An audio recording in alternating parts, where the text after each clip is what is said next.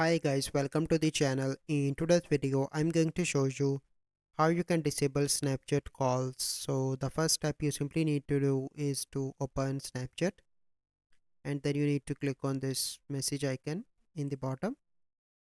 And for let's suppose I'm going to disable the calls for this conversation. So hold it, and here you can see different options.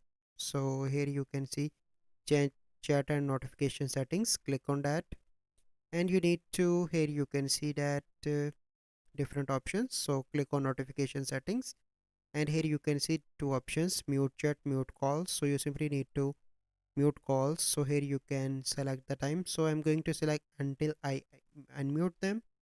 Click on done. So now I am unable to receive any call from that person. But let's suppose you want to disable the call. So you simply need to click on Snapchat, click on and app info.